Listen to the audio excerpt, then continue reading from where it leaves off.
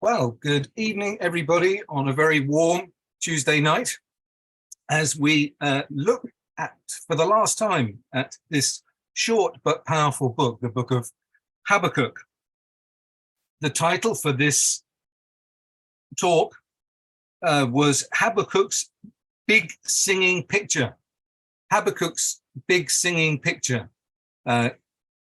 Essentially, what you see in the book is a journey taken by the prophet from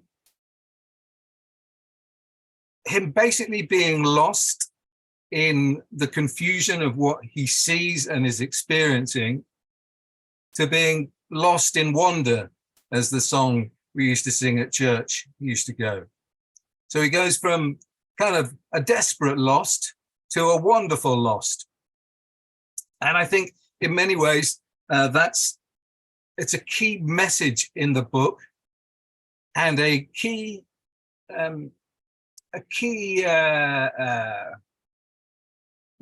really what right living. The righteous shall live by faith. Fiona famously said, the clarion call of the Reformation, and what you see in the book of Habakkuk is what that looks like in practice. We are very good at presenting our positive, worshipping Sunday morning faces to each other, and less good at presenting the truth of our inner turmoil, the difficulties we face as we wait for something, the uncomfortable side of the gospel, which is that there must be a judgment in order for there to be a rescue. So Habakkuk's journey is ours. He's going to move from lost in human confusion and frustration to lost in divine wonder and delight. And he shows us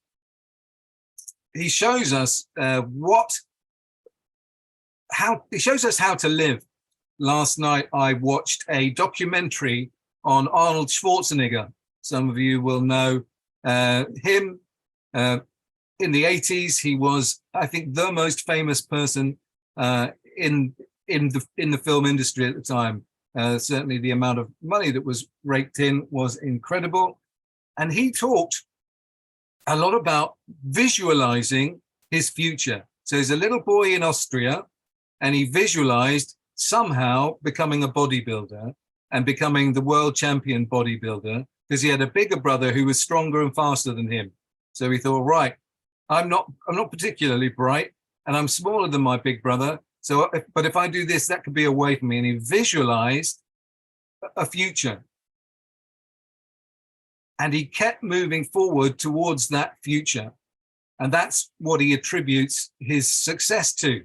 I mean, lots of hard work, lots of perseverance, but actually it's a very good illustration of what the book of Habakkuk teaches us, which is if we look forward to this final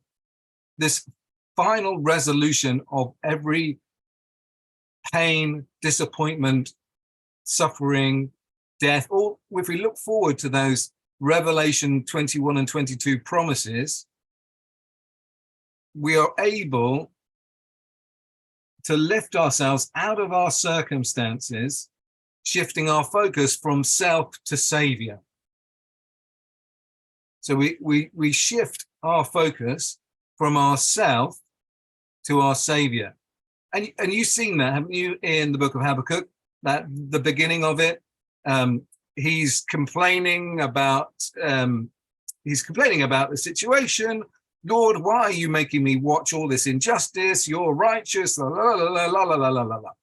He's focused on what he sees through his eyes, and then God, in his grace, speaks to him and gives him a vision that transforms his heart.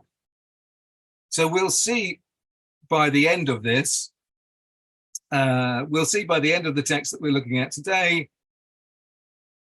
that his destination is rejoicing in the Lord, being joyful in God, my Savior.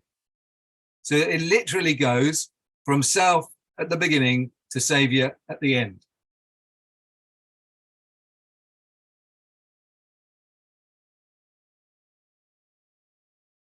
And and honestly, which Habakkuk would you rather be with if you're stuck on in a lift on a hot day? Is it Habakkuk of chapter 1 and 2 or Habakkuk of chapter 3? I think Habakkuk chapter 3 is going to be a bit more cheerful than Habakkuk. Habakkuk chapter 1 is going to say, when are we going to get out of this lift? When is this going to, they're never going to know we're here. I wish they'd done the maintenance. But Habakkuk number 3 is looking for the positives. Someone will come and deliver us. Chapter 3, verse 13. From this, they know what's going on. It might seem like the Lord, but like the lift man is far away in his holy temple, chapter 2, verse 20. But actually, he knows exactly what's going on, and he's sending his experts to rescue us. It's very much my hope that none of us get trapped in a lift tomorrow and put this into practice. But it would be a great opportunity to share this story. Sometimes God provides us with exactly that kind of thing to tell. So that as a warm up to the text, I now want to read the whole of this last section. And there's a reason I want to read the whole of it.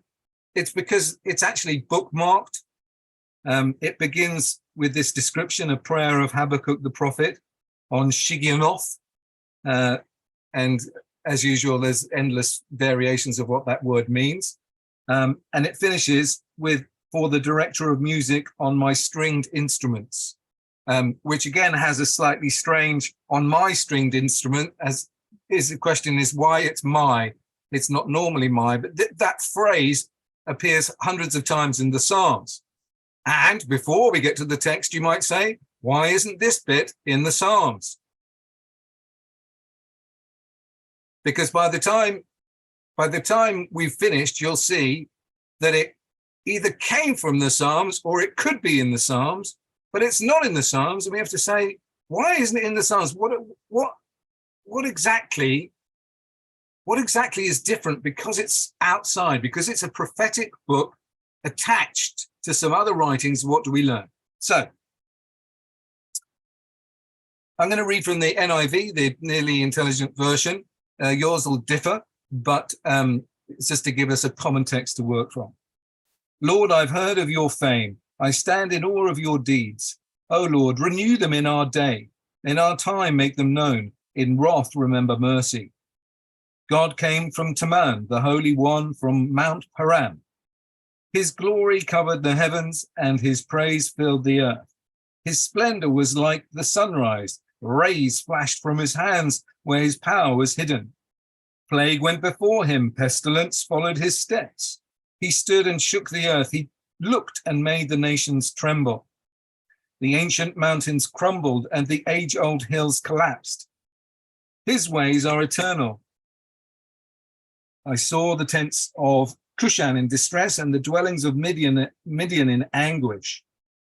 Were you angry with the rivers, O Lord? Was your wrath against the streams? Did you rage against the sea when you rode with your horses and your victorious chariots? You uncovered your bow. You called for many arrows. You split the earth with rivers. The mountains saw you and wreathed. Torrents of water swept by. The deep roared and lifted its waves on high.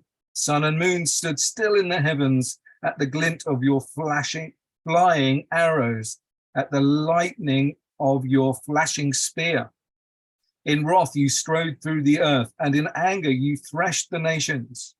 You came out to deliver your people, to save your anointed one. You crushed the leader of the land of wickedness. You stripped him from head to foot. With his own spear, you pierced his head when his warriors stormed out to scatter us, gloating as though they were about to devour the wretched who were in hiding. But you trampled the sea with your horses and churned the great waters. I heard and my heart pounded. My lips quivered at the sound. Decay crept into my bones. and my legs trembled. Yet I will wait patiently for the day of calamity to come on the nation invading us. Though the fig tree does not bud, and there are no grapes on the vine, though the olive crop fails and the fields produce no food, though there's no sheep in the pen and no cattle in the stalls, yet I will rejoice in the Lord. I will be joyful in God, my Savior. The sovereign Lord is my strength. He makes my feet like the feet of a deer. He enables me to go on the heights.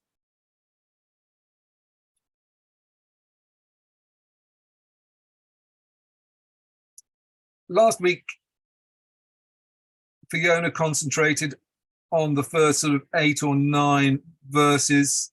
I'm going to look a little briefly at them just so that we see the whole sing-song together. If it's not too much trouble, have a look back at Habakkuk 2:20. The Lord is in his holy temple. Let all earth be silent before him. It's almost like, you know, the time in church when you, or synagogue, whichever you go to, and everyone's chatting and Sunday morning, and then the band begins to kind of start and everything goes silent. And now what we're hearing is this first song. And strictly speaking, only verse 2 is actually a sort of a prayer as you would think it.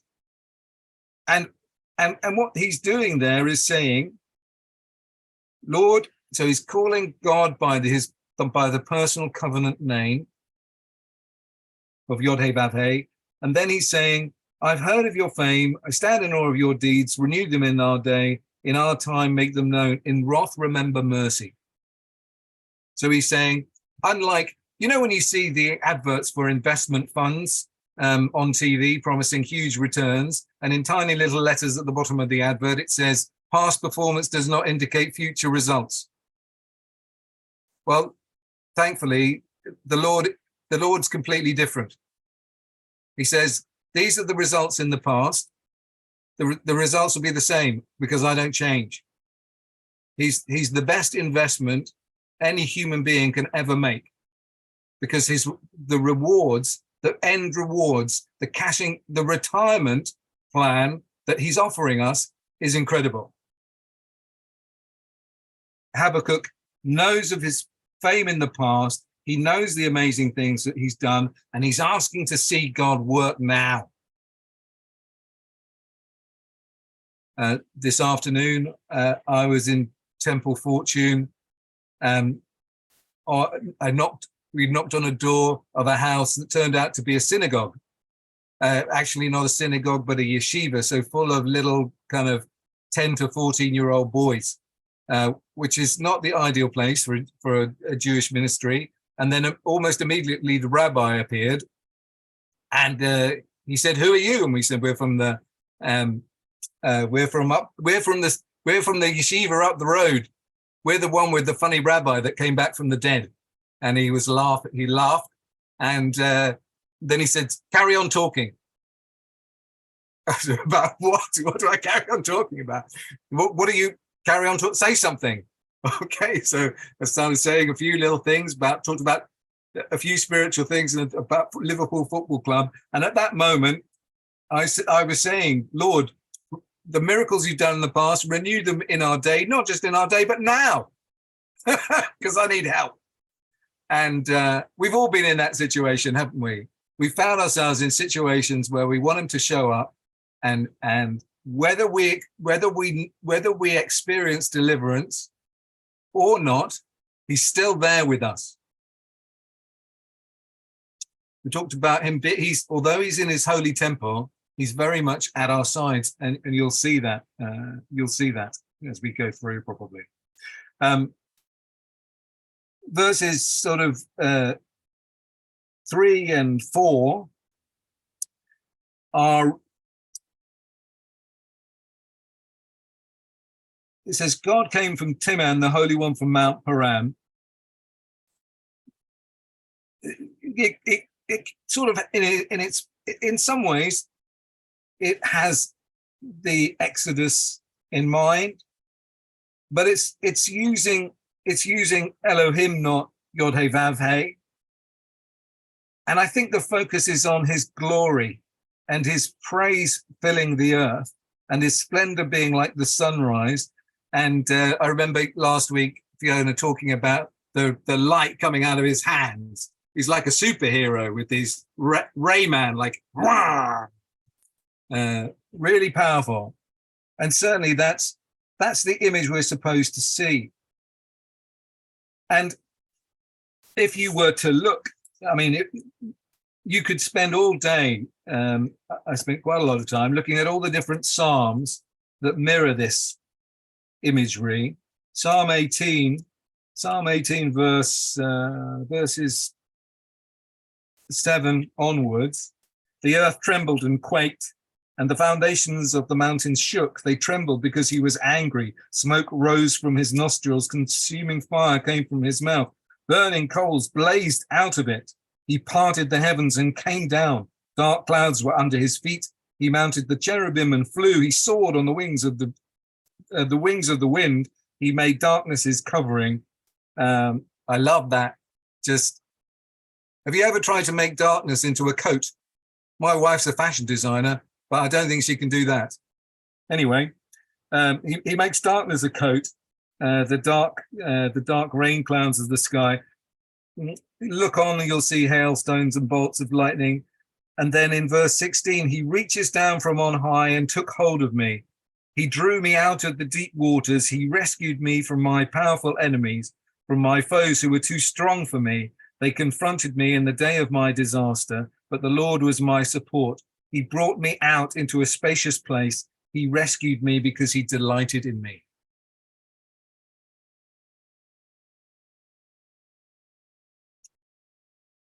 He rescued each one of us because he delighted in us.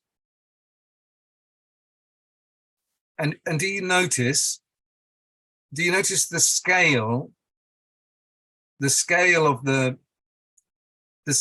rescue?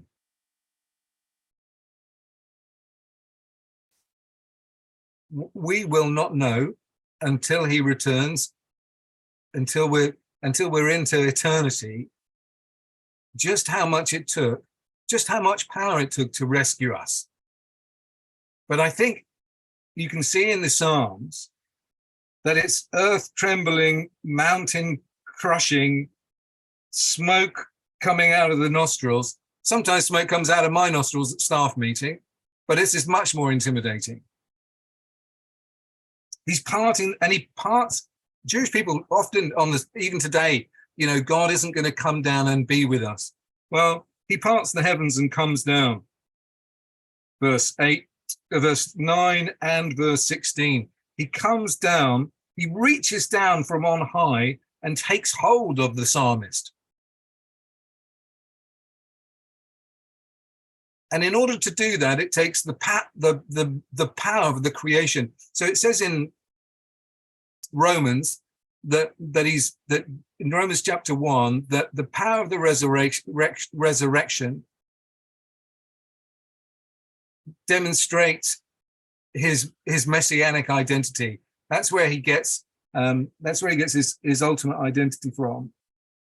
But I just really want you to see, you know, plague went before him, pestilence follows his steps. In Isaiah 52 verse 12, Isaiah describes this thing called the new Exodus. So he uses imagery from Exodus to describe something that's going to happen, a greater Exodus.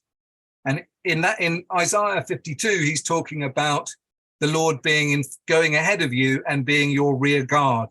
So you're totally safe because he's in front of you and behind you. Nothing's going to get there. You're like the president of the United States with 6 limos in front and 6 limos in the back, and you're in the middle, totally protected. And whereas we find protection in all sorts of different things, he's so powerful that he can use pestilence and plagues as if they were as if they were butlers, as if they were little assistants, as if they were his minions. Do you know who the minions are? You've got grandchildren, but you know, the little yellow Gru has these little minions. He uses pestilence and plague like they were minions.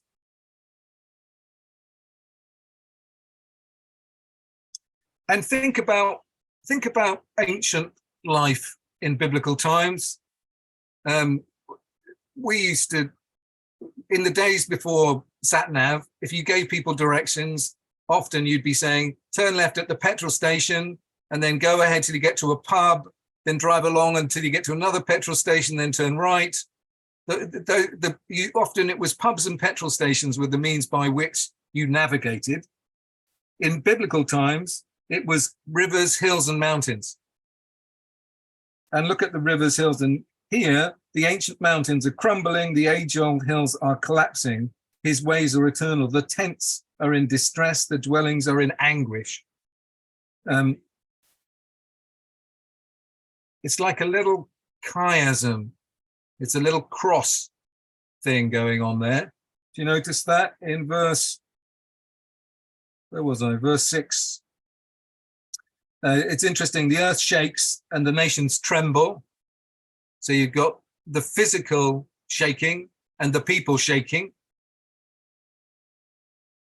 Then you've got the mountains crumbling and the hills collapsing. And then in the middle, in the chiasm, is his ways are eternal. He is other than us. He exists outside of time. The things that we think of as physically impressive are nothing to him because he made them and he's in complete control of every molecule in them. And when the sovereign creator of the universe comes down into creation, this text clearly tells us who's in control. And then you see on the other, so you've got mountains and hills on one side, and then on the other side, you've got tents and dwellings. Permanent tent, a tent and a dwelling. Dwelling being permanent, like a temple. Tent being like a tabernacle. So you've got like the tabernacle and the temple on one side, and the people and the earth. You've got the whole story in that little thing. Within the center, you've got God being eternal, the only thing that's the only person who's come from eternity into time. Maybe we can talk about that later. It's a little difficult to explain it all. Then we come from verse 8 into this great section where the song is asking questions without wanting to be irreverent. Is it a bit like Goldilocks and the Three Bears? You know, that this is tasting the porridge. Am I mixing up my fairy tales? The idea that the questions that are being asked are rhetorical. That's drawing us in. So, you know, not in this bed, not in that bed. You know, the Princess and the Pea. All those stories they build, don't they? You know where they're going, and they build, and that's what's happening here. Were you angry with the rivers, Lord? No. Was your wrath against the streams? No. Did you rage against the sea? No. No. And then look, when you rode with your horses and your victorious chariots, you uncovered your bow and you called for many, many arrows. These are the tanks and missiles of the ancient Near East. If you're on foot in a battle in Israel, and you see a chariot coming and you're on the ground, you're in trouble because the chariot always wins. The one in the chariot wins. So it's like the tanks. The chariot is the modern equivalent. The modern equivalent of the chariot is the tank, and then the bow and arrow have become Exocet missiles. So you can immediately see the kind of power that the Lord is demonstrating to his creation. It says, you split the earth with rivers. So that's a natural process that he lets happen. But then he says, the mountain saw you and writhed. Have you ever seen a mountain writhe? My kids have seen me writhe sometimes when I come home and they haven't unloaded the dishwasher. But I've never seen a mountain writhe. It's the scale of the difference between you and I and him is a key part of this message. Habakkuk's moved from, I know what's going on. Why are you putting me through this? Why are you making, you're so holy. Why are you making me look at all this unholiness? Why? And then just like the book of Job in Job chapter 38, when God finally shows up, he goes, yeah, sorry. Yeah, sorry. So he splits the earth with rivers. That's a natural process, and the mountains writhe. The torrents of water swept by. And then this is lovely, the second bit of 10. The torrents of water swept by, the deep roared and lifted its waves on high. Sun and moon stood still in their heavens at the glint of your flying, I did it twice, of your flying arrows, at the lightning of your flashing spear. In one sense, you've got this translation, which is perfectly reasonable, but a lot of the other commentators translate it this way: the deep utters its voice, the sun lifts its hands, and the moon stands still in his presence. The deep utters it, so that the waters speak, the sun lifts up its hands, and the moon stands still. It's almost as if the water starts singing the worship songs, the sun lifts his hands in prayer, and the moon stands still, awestruck by his presence. And it's a poetic way of illustrating what happens when the Creator turns up in his creation.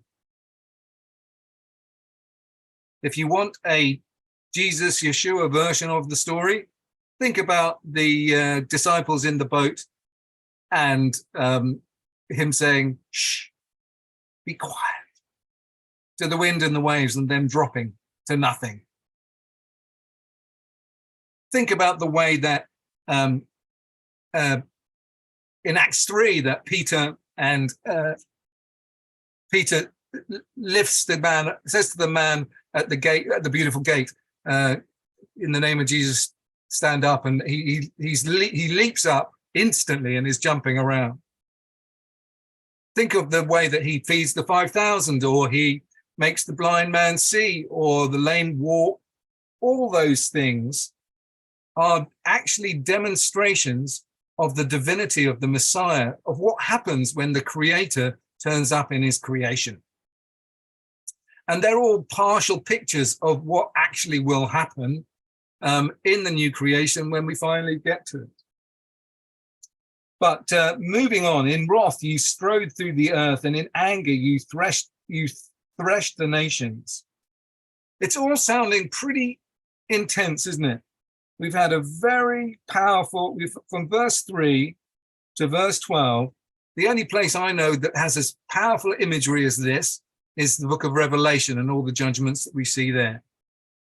And in fact, there are various illustrations used, particularly in Revelation chapter 6, that draw out of this text. But here's this wonderful phrase in 13. Why has God come down to earth? Why will he return a second time as the glorious King Messiah? He'll come to deliver his people, to save. It says, you came to deliver your people, to save your anointed one. Again, much debate between scholars as to whether it's you came to deliver your people, to save your anointed one, whether that's God's people in Messiah and the Messiah, some people want it to be just saying the same thing twice, slightly differently.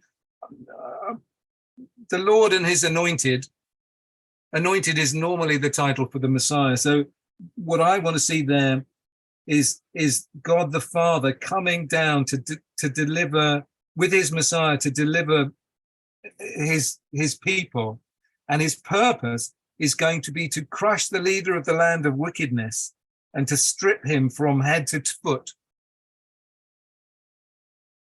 Again, this is not something that has happened in the past. This is eschatology in the Old Testament. He's going to, when he comes, he's going to crush the leader of the land of wickedness. It's almost like I don't know. Satan is the king of the land of wickedness. He's coming to rescue his people and to crush the king of evil. You see that? And it doesn't surprise me that the language here that's used is crushed, because in Genesis 3, a crushing was promised. The seed would crush the head of the serpent. And stripping him from head to foot just is pretty obvious, isn't it? It's completely and effortlessly overpowers his enemy. And see that in the context, because what he's saying to us is, you might feel completely overwhelmed, but I know exactly what's going on, and I'll work things out for the good. When I rescue you, I'm going to rescue you completely, and I'm going to take everything else that causes you pain away. And look in verse 14. With his own spear, you pierced his head. So more Genesis 3 imagery. And then the warriors storm out to scatter, but in fact, they get trampled in the sea by the churning waters. That's a real Exodus image. Do you see that? Like, like, we're running out of Egypt and we've got to the river. And now the chariots, remember the chariots from this text, and the Egyptians are coming over the hill with the chariots. It's like the Wild West show, but it's not good news. It's not the cavalry coming over the hill, it's the Egyptians. And they feel trapped. We feel trapped sometimes, overpowered by the world and the culture and all the LGBTQ stuff, and Biden seemingly walking around like a zombie on TV and all sorts of like stuff that doesn't make sense. Exactly the kinds of stuff that Habakkuk is seeing in the beginning of this book, but now he's seeing much. He's got this vision. He's got this idea of this future, and he's not thinking about those things. He's thinking like, wow, it's like, remember the Exodus when we were trapped and then the seas parted, we walked through on dry land, and then the Egyptians saw, yeah, we'll have some of that, and they ran in and they got smashed and everyone got destroyed, and there was a huge party afterwards, which is very graphic and rather bloody, but nonetheless, that's what happened. And that's the picture that's filled his mind. You see how he's journeyed from being lost in his own confusion, worry, and concerns about everything that he sees that he can't control. And now he's moved into this position where he's singing this wonderful big song about this great picture, about how God did this stuff in the past, and so we know we're going to do it in the future. And so I can say, though there's nothing on the tree, I'll still rejoice in the Lord. It's like, I think I've said this before and probably got in trouble for it. He put everything on black. You know, in the films where they push all the chips on black, and then the roulette wheel. I don't gamble. I wish I liked it, because I'd love to do this, but I hate the thing. So I've never done it. But I love it. James Bond, especially Roger. I love Roger Moore and Sean Connery equally. But, they come into the casino in their white tuxedo, and they'll put everything on black and spin the wheel, and the wheel spins and the ball's going the other way. And he walks out confident that he's going to win. He knows. And we've got to have that James Bond confidence that our God's going to deliver.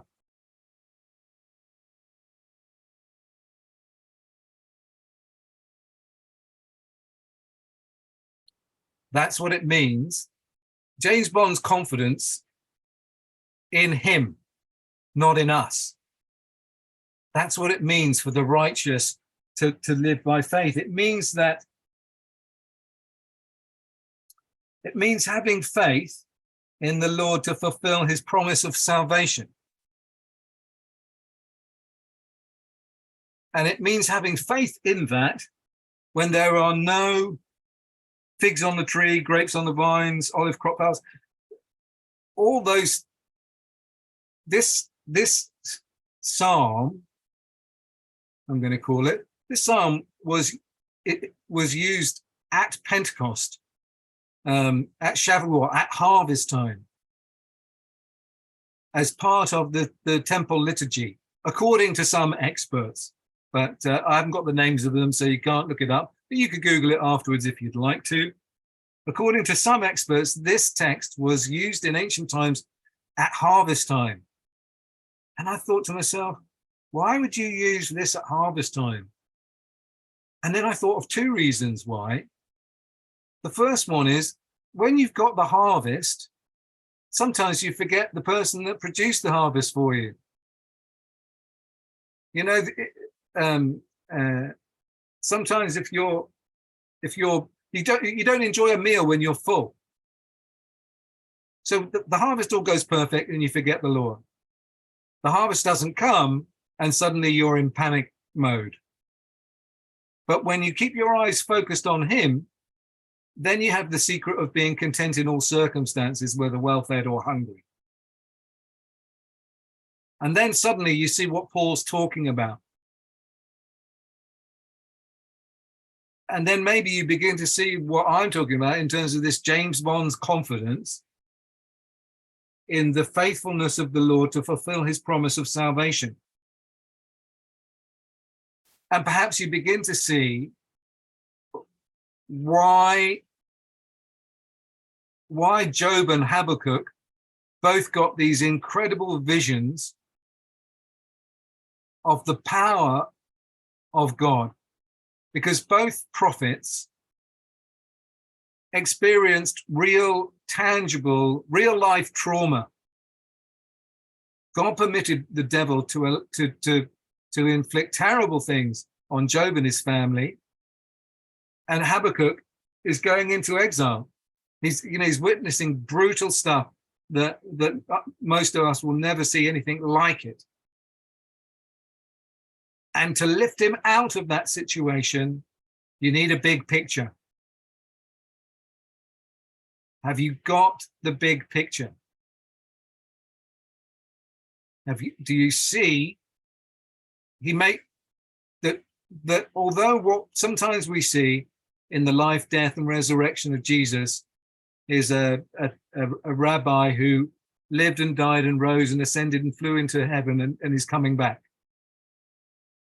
And Paul seems very much more excited about the resurrection than I have to say than I've ever really fully understood. But this psalm has really helped me because it's shown me that this is a future rescue. But this future rescue, the power and the moon standing still and the sun raising his hands and the sea singing in worship, creation celebrating the presence of its creator, it's that power that lifted Jesus from the dead, from the grave. And it's that power that was required for David and Des and Liz and Maggie and Louise and Ruth and Simon and Andy and Hilda and Kumar and Tricia and Rebecca and Philip and Pick and Salome and Alan and Theresa and Marion and Jingsong and Noel and Brenda and Paul and Dale and Alfred and Stephanie and Dennis and Galaxy, who I think is probably not a chocolate bar but the name of the phone. He lifted, and Fiona, don't let me let Fiona out of it. That was the power that was needed to lift us out of our helpless state, to take us from being broken, damaged, unusable enemies of God, and transforming us from from objects of God's wrath into objects of his perfect love. In wrath, remember mercy.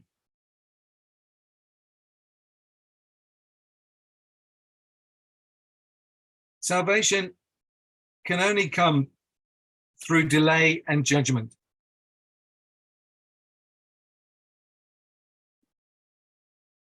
The delay is unavoidable. We learned in chapter 2 that though it linger, wait for it, it will certainly come. Judgment's going to come. This psalm is a psalm of judgment.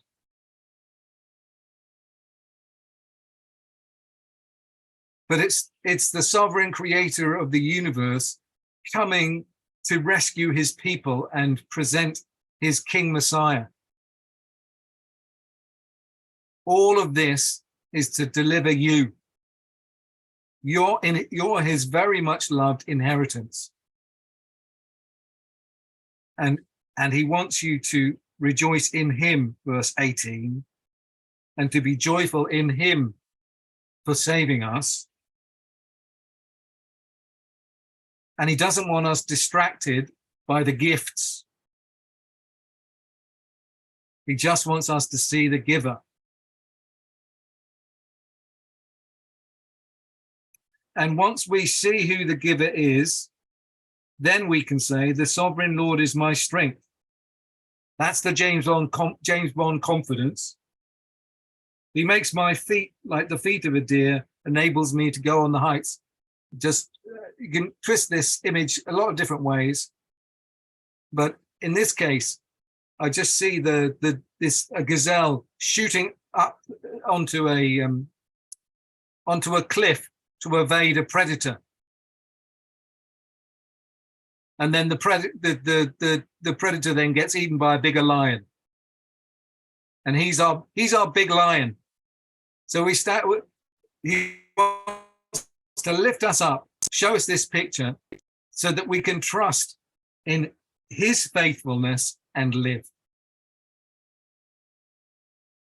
And I asked at the beginning, the last thing I want to say, I said at the beginning, what's the benefit of, why is this psalm not in the Psalms?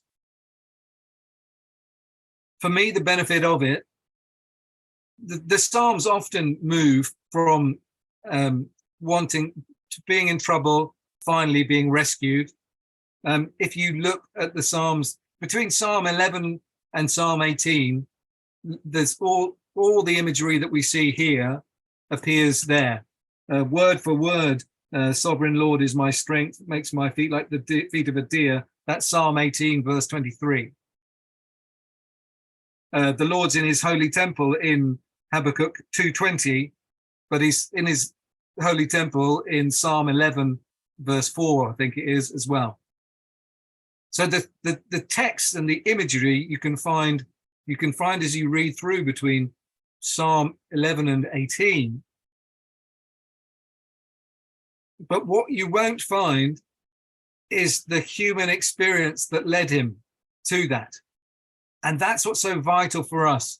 It's to see that his journey of faith is our journey of faith, and that we're all heading to the same Lord, the same rescuer, the same anointed one.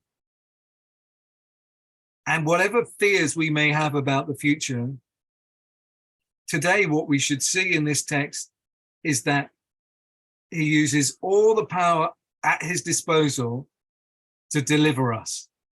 And that's again why Paul can say in Romans, I'm convinced that nothing can separate us from the love of God.